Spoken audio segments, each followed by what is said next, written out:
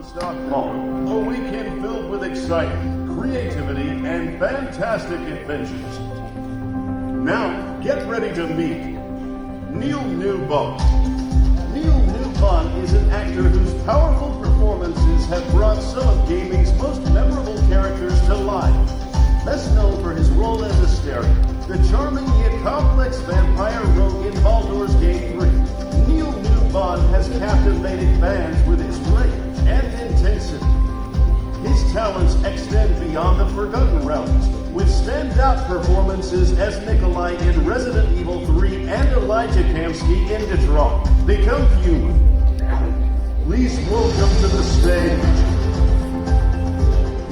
Newbon.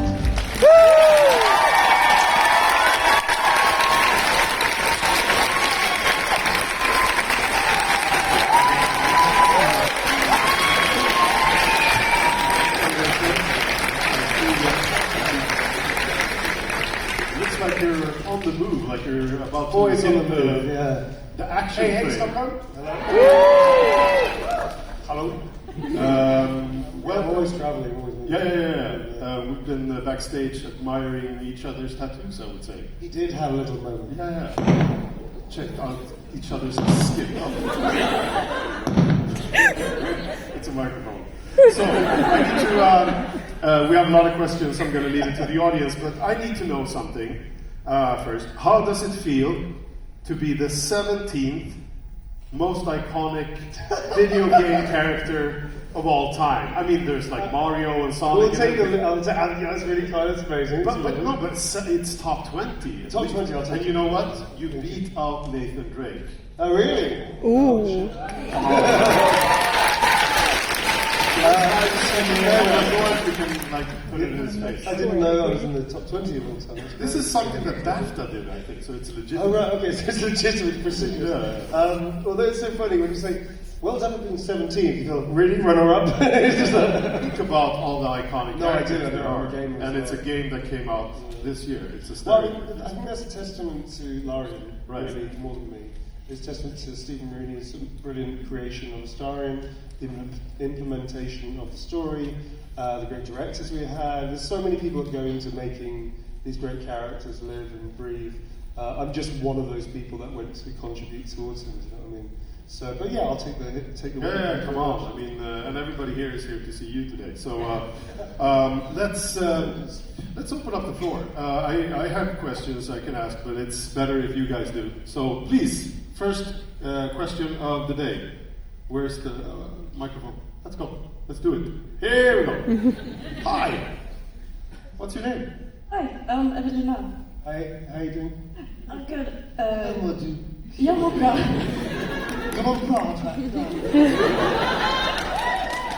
My question is a bit more like technical, like PCAP question. Yeah, sure, please do. Yeah, please ask. I was just wondering, like, when you do facial capture, which one do you think is like the most comfortable and the least distracting, like when you're acting? You mean head-mounted cameras? Yeah, wearing an HMT or like those glued-on facial trackers. Oh, those Judo things, we do not use those anymore. Mm-hmm. The only people that used them in the last 5 years that I'm aware of was Quantic Dream. I went with them again. I mean, they looked after me brilliantly. They're very nice people to work with. I had a great time on all the shoots I've done at Quantic.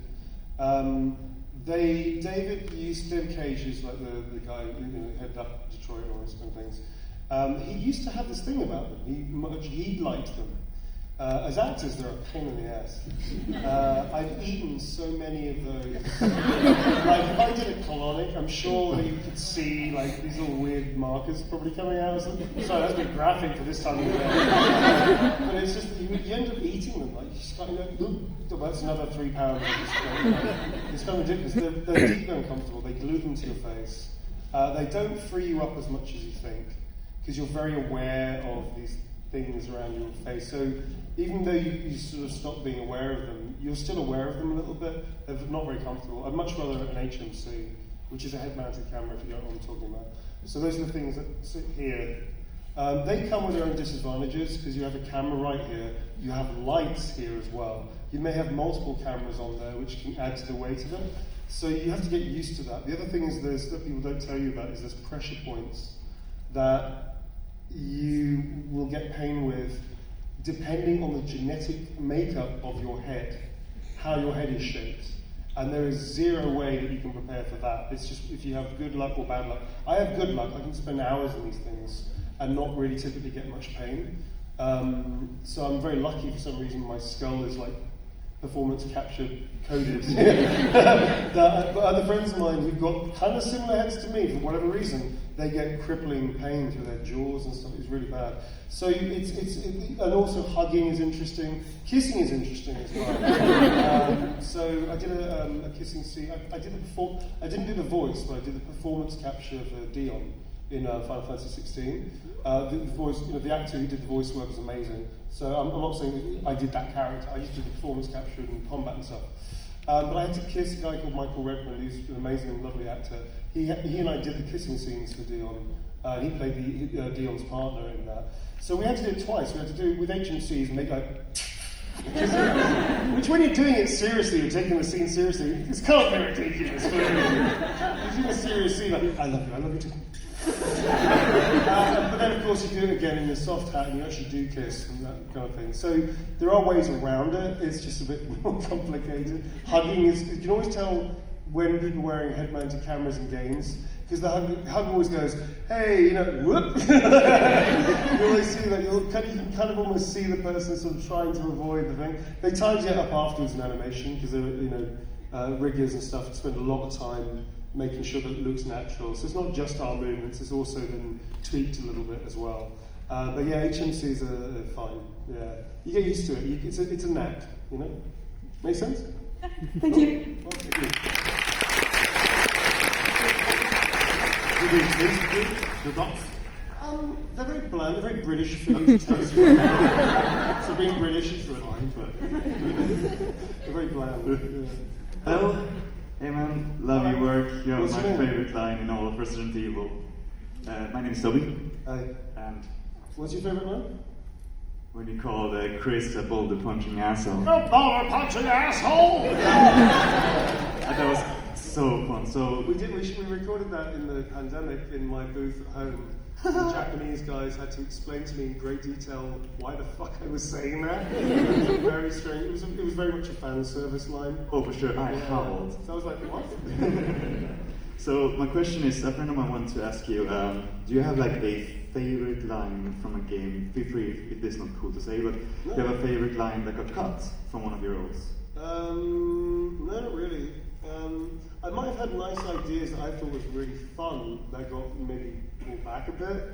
But no, not really. I mean, by and large, I don't get precious about text. If I have a good idea, I still have to propose that to the director and be prepared for it to be known. Do you know what I mean? So there's a friend of mine called Steve Kniebler. I've done like 6 games with him. He's brilliant. He was the Resident Evil director for many of them.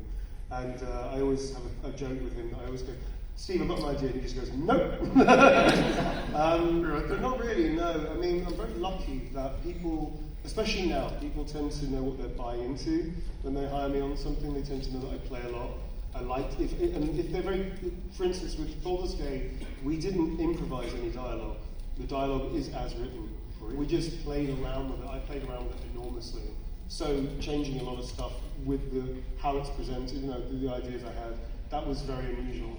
But the actual script, we didn't really change around it at all. Whereas on Resident Evil, there were a few things that definitely popped in that may not have supposed to be in there. There were definitely things that I kind of did that were like, okay.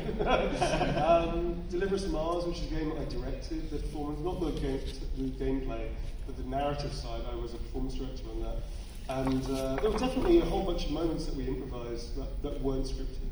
So it really depends. I don't have a favourite or a favourite that's missing. No, not really.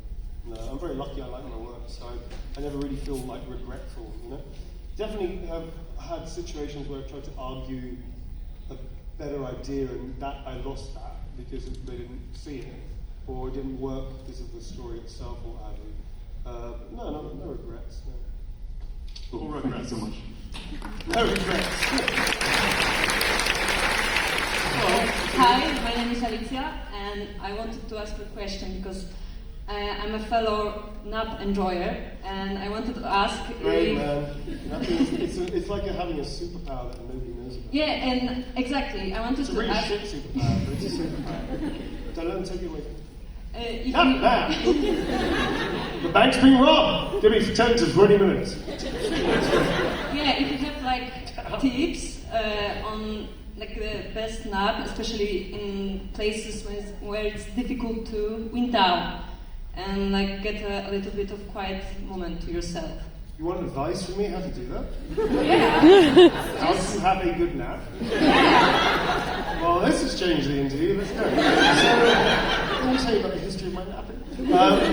I don't know, dude. Whatever gets you there, man. I don't know if I can give you advice, but I used to play a game on film sets. If I liked a runner, you know what a runner is? Like the people that they are the heroes of the shoot because they come in first, they leave last, they're paid nothing or little. They're usually trying to get their way into the film industry. They work incredibly hard. They're really nice people usually. So if I like one particularly, I play the trick with them, which is, where's Neil's napping? You know what I mean? So I always tell them that I'm going to be napping in weird places, and their trick is to find me so I get on time. It's only the ones that I really like. I don't do that to people that I'm indifferent to. The really good ones, we play Where's Neil Napping?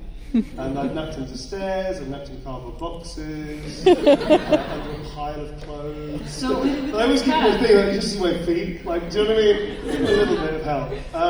I don't know, it's a state of mind really, napping. You just have to relax yourself. I can't really help you, dude. This is like, you need to go to a clinic and talk. I feel like they would be more, I'm not really legally allowed. No, it's just like, I love napping, but I love to hear how also other people try to get in this state. Just like interesting fact for me. Sure. I will tell you about my professional naps. My private naps are different. No, only professional naps. Music is a good one. I use music to help me as an actor. I also use that when I'm on set. If I need to have a quick nap, I'll put on a very particular piece of music that I've semi-hypnotise myself to fall asleep to. That's as a professional actor. I use that particular piece of music. That just knocks me out. Is it like a Pavlovian thing? Kind of. Yeah. It triggers me to relax and just go to sleep. Yeah, but it's only for when I'm working. Yeah. So I can tell you that one. Okay, thank you very much. Good luck.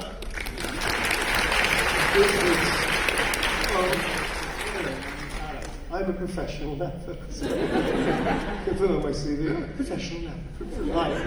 Hello. I just wanted to We ask, met before, didn't we? Yeah, with something.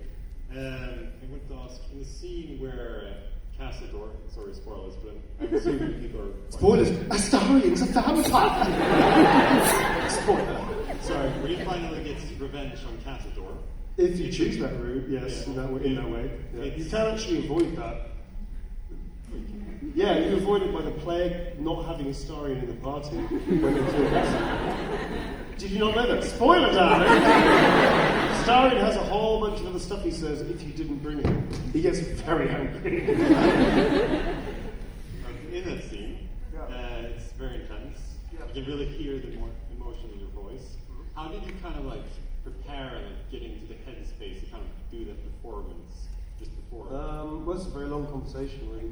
The short answer is craft work and spending a lot of time with due diligence about understanding him, understanding his journey, understanding the scene, understanding the craft of acting to give me a lot of fuel. And then you sort of, I always think that the intellectualization of what you're doing comes in the practice of the rehearsal of the scene, of like going through the lines, thinking about the ideas, going through his stuff. When you come to the scene itself, you have to switch your brain off. You have to trust that you've learned your lines, because you should learn your lines. In Baldur's Gate 3, it was a little tricky to learn all the lines because there were thousands of them, and we got them in a short notice. So, although we couldn't learn the lines off by rote, we could be so familiar with them that we wouldn't really have to worry about reading them. Do you know what I mean? Because we had them as an auto cue because it was just thousands and thousands of lines. But on that particular day, I asked Thomas Mitchell, who was the director of that particular moment in the scene, that if we could run the entire thing in one go of that particular chunk of the scene. which was about 20 lines of dialogue, which doesn't sound like much, but when you're the only person in the scene, because we've recorded it in isolation, and it's full performance capture, 20 lines of dialogue is a long fucking time to be acting, because it's a monologue almost, kind of. So we did that scene, and he's filling in the lines in between. We did it in one take, and that was it. We just did it in one. Because I prepped myself with my craft work, with my due diligence, getting ready for that scene, knowing it was essentially part of the culmination of my character, who I love, story, that if I didn't do that, I would not get it right, it wouldn't be good, and I would have a massive regret about a missed opportunity to really honour the story. So really the short answer is craft work and hard work.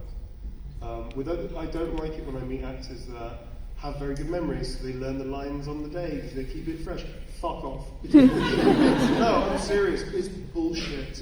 I've had way too many actors. Some of them work a lot. Oh, I just learned the lines on the day because I want to keep it fresh. That's not keeping it fresh. It's fucking lazy.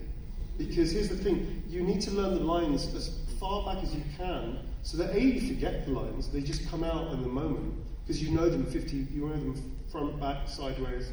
But also, you need to, as an artist, to allow the stuff, allow the scene, allow the words to really percolate, really gestate inside you, because then the ideas come out in the moment because you've got all the work done already. Now you get to play. Do you know what I mean? So if any actor you meet says, oh, I only learned the lines last minute if you want to keep it fresh, they don't understand what the craft of acting is, and they are not good craftspeople, because they probably are also aren't doing craft work, they're just riding on raw ability, which is not, I'm afraid, what makes an artist. Yeah? So raw ability takes you a certain way.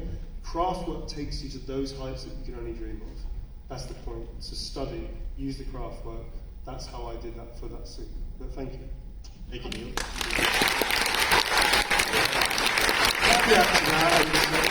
In addition to that, is that actors do not play emotions. We play actions. We play the wants, the needs, the obstacles, the super objectives. We don't play the emotions of it. And a bad director would say, oh, can you get angry? It's like, what do you mean, like I stubbed my toe? Or I found out my father is sleeping with my wife? You know, what is the anger you're talking about? What kind of, you know, far better to say, I want you to come into this scene as if you want to tear the room apart. That is an actionable thing. Actors, the emotion comes from the reaction of the situation. Give you something to work with. Give you something to work with, so then see what happens. Yeah. Because that's how it keeps that kind of organic, fresh thing. Is it also important to listen, to actually, instead of just like, okay, I'm going to wait to say my line, Yeah, like the whole cue business is... hear what the other actors say. That's like when you're a child, you know, learning your cues for school play. That's fair enough. But when you're a professional, you know, the cues you're not anticipating, you're listening to the person, and you know that that's your cue, because you've done your work. So it's like learning lines. I write out my entire dialogue by hand, 50 times, 100 times, until I can write it out without even thinking about it. But I don't learn the rhythm of it. I just know that the words are in there, and then let's see how it comes out. Yeah, it's an interesting one. It's a lot of hard work. People want to skip over that these days. You young children, you bullshit. Sorry. Hello. Hi. Hi, my name is Frida. You called me the horny one when I came in. Yeah. She had horns in her head. Anyway, all minds are running through. Honestly, Sweden. Sweden. Okay. My question for you, before that, I just want to say I think we all are very appreciative of you coming here to quite a country. I appreciate getting asked. I didn't choose. I'm like, oh, you're to Sweden today. No, no, maybe. So thank you very much for Sweden. Maybe I spammed them and was like, oh, the skate actors, like a year ago. So, oh, good. Yeah. Well, thank you then. Okay. My question is, as an actor and a performer, how do you deal with the kind of like self-doubt or like fear? Because imposter syndrome. Yeah, pretty much. Yeah. Every human being has it. It's not unique to actors or artists. I think we have it very immediately because we have to be on. Do you know what I mean? A musician has to be on, a dancer has to be on, because it's like a live experience. That's your job, is to have a live moment or recorded moment, but that moment is alive. Whereas like other people that have imposter syndrome when they do jobs like accounting, you know, it's not like they go line by line going, if I press this and the sum doesn't work out, I'm a terrible accountant. No, it's not like that. They're just more like, it's a general thing. So actors and artists feel it very immediately, because stage fright is that. Stage fright is imposter syndrome manifest, because people get afraid of stepping on them, going, because it's like they feel they can't do it. It's such a waste of energy. Unfortunately, it's one of those things that I learned that everybody that learns it, which is most people, I think, hopefully, the imposter syndrome thing is you fucking you. And it's just because you want to be good, or you want to be loved for doing the thing you're doing, or you really care about it so much that you forget what you're doing, all that kind of stuff. It usually comes from a positive place in a way, unless of course there's history of like, you know, mental trauma and abuse, which is a whole different kettle of fish, which affects most of us, I would say. You know, we all have bullies or whatever the thing is, right? But a lot of it is so meaningless. The imposter syndrome is meaningless, because as opposed to just getting on and doing what you're doing, you're now spending that energy thinking about, is the thing that you're not doing yet going to be good enough? It doesn't matter. That's the good thing about art. You know, being an engineer on a rocket ship, yeah, kind of need to be good at that. You know, kind of need to be really good at what you're doing. But you know, for actors and stuff, delivering art, it's quite wonderful that it doesn't matter what happens, because you're just presenting it. The audience decide if it's good or not. Your job isn't that. Your job is to go, here is my art, here is the art of many people that we've all contributed together to offer up to you, the audience player, what have you. It's up to you to say whether you like it or not. That's not my job. There's one character I don't talk about very much that people did not like. And I will not mention which character it is, so I don't think it's on my CV or anything. And it was a character people disliked. They thought it was shit. So I don't talk about that character. But do I feel like an imposter? Absolutely not. It was just a choice I made that didn't work out. You know? It doesn't stop me from doing it. Have I had imposter syndrome in my career? Fucking A. Yeah. And especially when I was younger, and I wasted so many opportunities because of it. Literally. There are auditions I should have got because I was good enough to get them that I fucked. Because all I was thinking about was, I must show them how good I am. I must be good in this. What if they don't like me? Oh, this is not going well. I mean, I fucked so many opportunities up because of that, until I wised up and went, it's not about that. And actually, that's true of any human being. If you feel that you're doing something that you care about, and you work hard at, and you think, what if I'm not good? Just remind yourself, it doesn't matter. Just do it. Be in the present moment, and just do the job you're trying to do. And it will be good. It may not be what you think, it might be different, but it'll be good because you tried your best. Do you know what I mean? Make sense? Yeah, absolutely. Yeah. And if anybody tells you, you know, you're not good, and they have no, I've had people tell me I didn't like your work. It's like, give a shit. Don't care. Don't care. Do you know what I mean? It's like, have your opinion. Because other people are so fucking quick to give you their opinion, especially social media these days. I don't read comments for that reason, because I don't care. I want people to have a reaction, good or bad. The meh reaction, that's the worst. What do you think of it? Because they didn't engage with it. People say they hated it or loved it. Great, cool. Do you understand? It's about your self-worth, yeah? I rambled a bit, but I think it was... No, you're I think it's good, fuck it. I think it was a great answer. Now we start thinking all night long about how to do interviews. Very good. Such a bad interview. Hi, my name is Julia. Hi. I have a question. It's a pointless hypothetical, but like, if you got to choose a movie or a game where you would live, which one would it be? What? Where would you live? Like, I don't know, where A would world. you like to be? Oh, Yeah. God, I thought you were Anywhere. threatening I me. I'm don't so know. sorry. I didn't say, if you chose a movie that you survived through, it's like, holy shit, dude, look, have we met? Like I you want lived to live in. in like Lived in. Jurassic Park. No, I understand, yeah. Me, I don't know. Well, I've got a few answers. I'm going to go with the really obvious ones, because I'm not going to tell you everything about my choices, if that's okay. My private life is off limits. But it's common knowledge that I'm a massive Star Wars geek. So I'm going to say Star Wars because people know about that. Yeah. Yeah, there are other worlds, but they're not. That's private. Yeah. So, but the Star Wars, yeah, I'd love to live in Star Wars. And then I'd be a Sith, let's be honest. do you want to be like a Sith Lord or I've been a Sith Lord. Oh, yeah. Nice. Yeah. We're not going to tell you the characters, that's the one that people didn't like. That is the character that people did not like, so I ain't going to talk about it. Would you live on like Coruscant, like at the center or out in the... It's not thought that far ahead. No, okay. We've only had 2 coffees today. Alright. So, let me think about it. Yeah. So, Star Wars. Star Wars. Yeah, man. Pew pew. Thank you.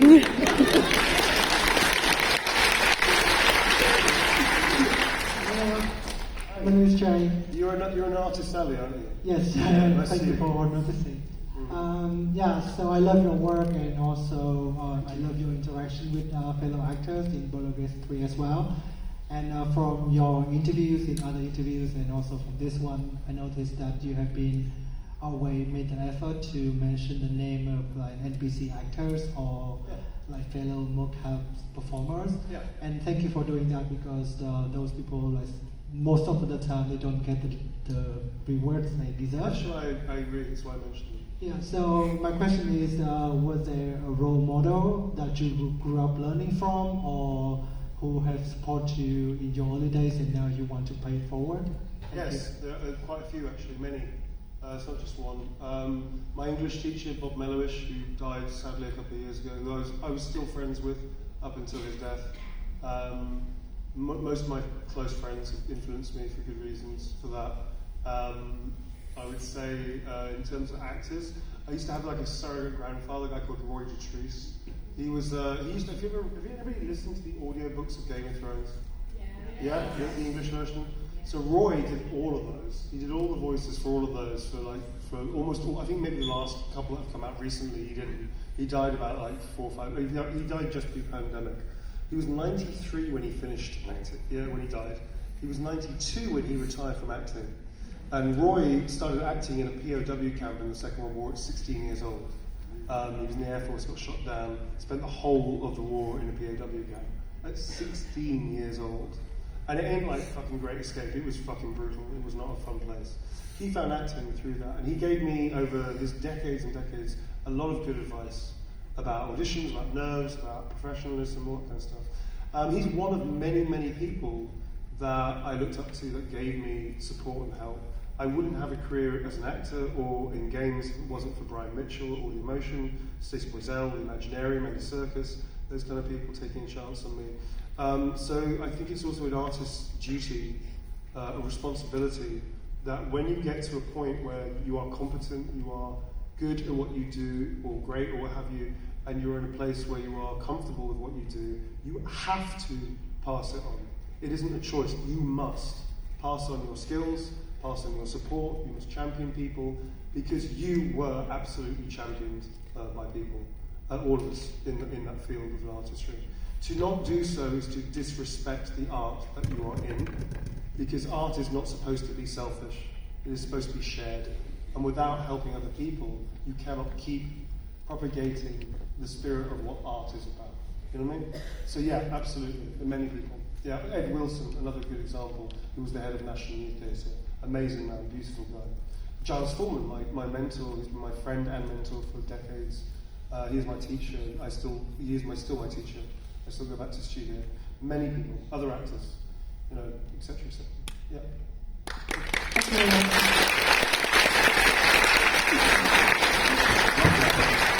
The mentality of giving back to the... Art is one of those fundamentally interesting things that it teaches us, but like music is a thing that life doesn't need music, but it has music throughout it. Yeah. You know what I mean? Music is what I think defines life as being magical. Things like that art or things that move us, connection. It's very powerful. It's not animalistic. It's beyond. It's what sentience is actually. Something to share. Something to share and self-awareness in that way. Yeah, it's very cool. Beautiful. Yeah. Hello. Hello. Hello. I never used the mic before. This is getting weird. Just stay with it. It's fine. You're doing great. This is your conscience. It's going great. Alright. Do not eat the microphone. I'll try my best. You're doing great. Okay. So this question is actually not from me. It was actually my brother. He couldn't make it here, sadly. So I'm stepping. So the fact you're saying, this isn't my question, it's my brother's question, means this is going to be an interesting question. I just want to give him credit, that's all. Because he's a big fan of you. Yeah, so I'm stepping in from. So I got the question here.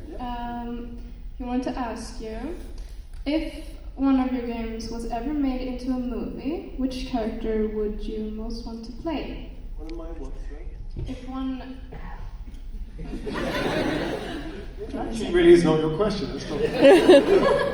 Which one of my what would be made? If one of your games. One of my games, Yeah. the games I've been in. Baldur's Gate, for sure.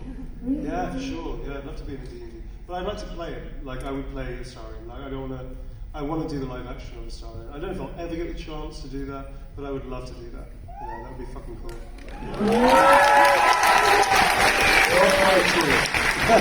Like, I don't get a say in that, do you know what I mean? But I would love to do a D&D movie. Especially because D&D movies now are fucking good. Like, seriously, I was one of you, like the heartbreak of, it's another D&D movie, oh, it's going to be bad. Like, there's so many bad D&D movies that came out, so many. And each time you're like, this one for sure is going to be good. And then Honor Amongst Thieves came out, and it was awesome. Yes. And so good, because it felt exactly like playing D&D. So many tiny references that he did without it being, this is a reference to, it was just there. Yeah. It was awesome. So yeah, I'd love to be in a D&D movie. That'd be cool. Yeah. Thank you. Hello. So, Emperor of Horniness. The size of those horns. You must have killed something very big. So, we all know you've made a lot of great works, but I wondered if you ever made a character or a job that you were at first skeptical about? Oh yeah. Quite a few actually. TV show Hollyoaks was definitely skeptical about. It's kind of like a soap opera, but I don't like soap operas. So I went into it with an idea for the character, which was, and I said to the executive, I will not do this unless you let me play it like a drama. I will not, absolutely do not do emotion. I don't do emotive fucking playing the emotions, big fucking reactions, schizophrenic fucking changes of story. I just don't do it. Sorry. And they were really cool. They allowed me to be an actor. Hollyoaks was a TV show and it still runs. Not my cup of tea at all, but it was fun. I had a really fun time. And they actually, bless them, made it more of an interesting drama for a while. Then it went back to being very silly, so I left. Yeah, in games, no, not really. I'm in a position now where I can say no occasionally to games if I don't really feel them. Or to TV, or film. There's definitely turned down a few films that I just weren't my cup of tea at all. Hello? Do they know who I am? Because I'm going to freak them out in a second. Okay, let's do this.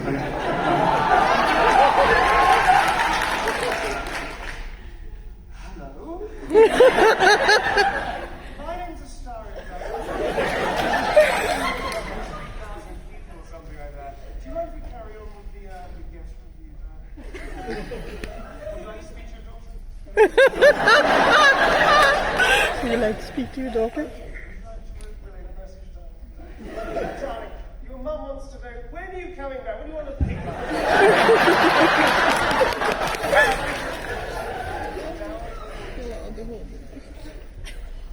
An hour and a half, is it right? An hour and a half is brilliant, darling. Hello, Mummy.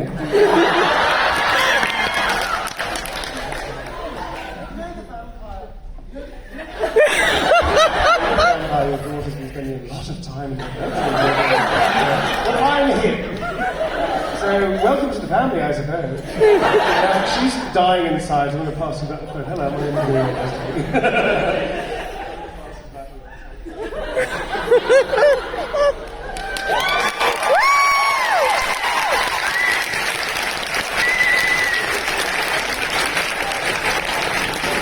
Your mum's got a very nice voice. I'm so happy my mother texted me instead of calling me. Right? You want to write her something? No. I gender you, right, by the way. What's your gender? It's her. Okay, cool. So I made an assumption, so thank you. Say hi to your mum for me. And TikTok.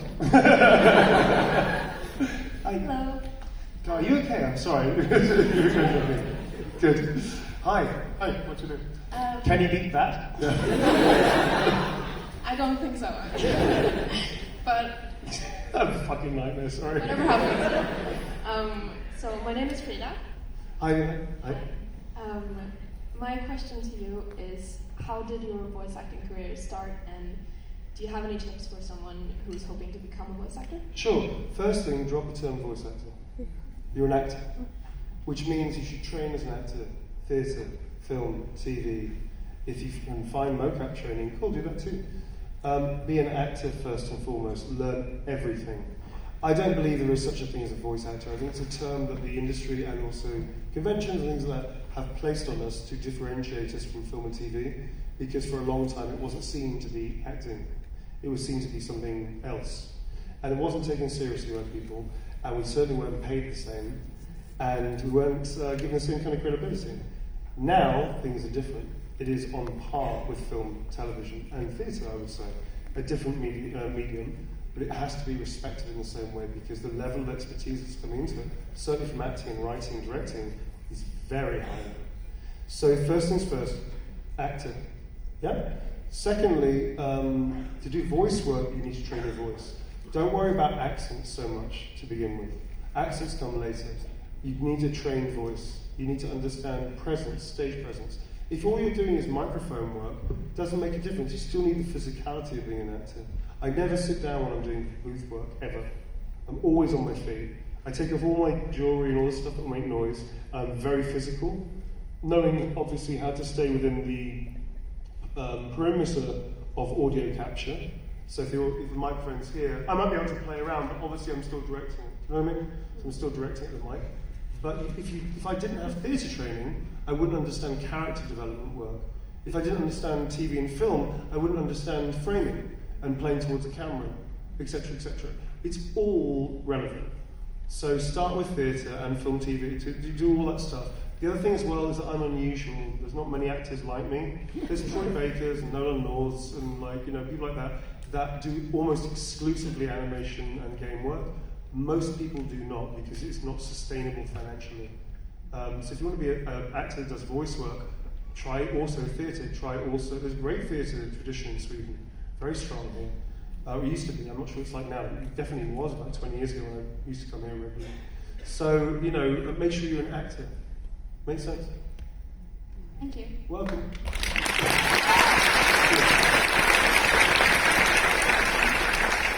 Hello, my name is Victor.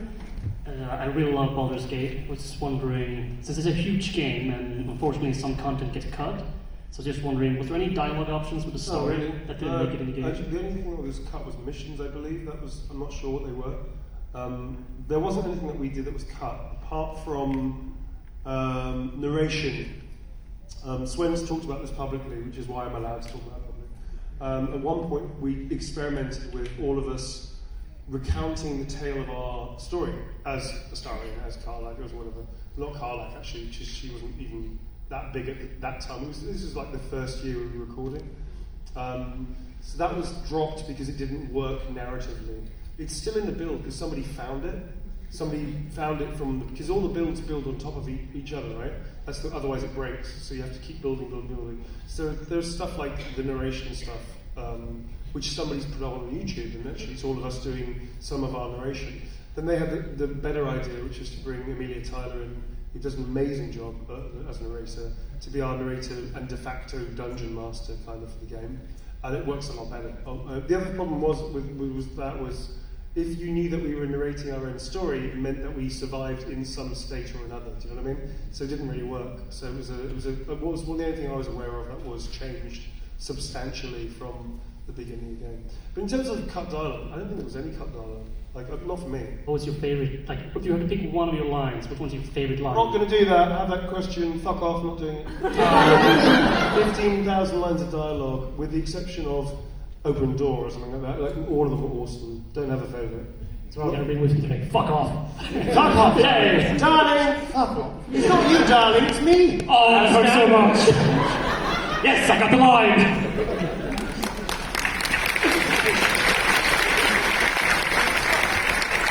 Right. This might be the last question we have time for. Oh, so finally, because I've been here since like Friday, and I've been waiting for you, Neil, so long. You know when you were like 20 minutes late yesterday? I thought you was taking a shit. I literally thought you were taking a shit. I thought you was gonna come out and like. At no point did it occur to you that maybe I'm signing other things other than taking a shit? Yeah, not really. Was it just not really. I'm You're like. quite a firecracker, right? Yeah, I am. No, he was taking a shit. Yeah, no, actually. How do you know? I just. I'm just I feel it. Yeah. I'm like a shit Force Jedi thing. Somebody somewhere is taking a shit over there. There's a strange disturbance in the Force. He's constipated. No, but I honestly thought you were going to walk up stage like, oh, sorry guys, I was taking a shit. My bad. I feel this we need to know what to unpack here. Okay. Yeah. So parking that for a second. Okay, What's yeah. the question that you had? Yeah, I'll put this out. Okay, so my question is, what's your favorite color? Why are you laughing? This is a genuine question. I'll be standing here. Actually, I have a very good answer for this. I have boundaries. Oh. I don't talk. No. You need to listen to this. I feel this is going to be useful for you. I have boundaries with my private life. There is a good reason for this. I don't want you to know what my favorite color is. What I want you to know is the favorite color of my character that anybody's playing, because that's the thing that you're, as an audience member, paying to see, which is what is their life, what are their choices, how do I connect to them, what do I like about them, what don't I like, all that kind of stuff, right? If you know more about my life, that's going to infect what you see on the screen. So anything that I give out publicly, like talking about Star Wars, that's a public thing. I was in Star Wars, there's lots of things I can talk about that is public. My private life is completely off limits for many reasons. One of which is it makes me a worse actor. So Right, you don't then, need to know that. Sorry. Yeah, I understand that. Nah, it's okay. Let me rephrase my question then. Yeah. If Astarion was a fish. No.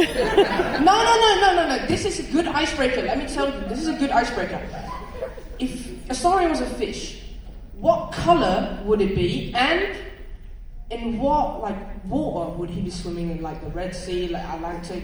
This is headcanon fanfiction stuff. Territory. So you know about again, the I'm going to fanfiction? say I don't have any fanfiction headcanon, but I'm very interested about what you think it is. Oh, I don't know. I actually think he'd enjoy being Nemo. Oh. Yeah. Or maybe he's like going the right I'm going, because I would love being like a fish stick. Like the thing you eat, and I'd be swimming around in people's stomachs. Cool. Yeah. Right. Thanks. You're welcome. Yeah, Thanks a lot. Well, Neil, it's been a pleasure. What the fuck, dude?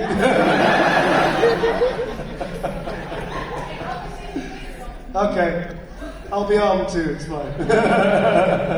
It's been a pleasure to have you here for 2 days, and you're going out for some more things. If anybody has any non-shitting fish questions, if you see me at the signing stuff, feel free to ask about anything professional, the work and stuff.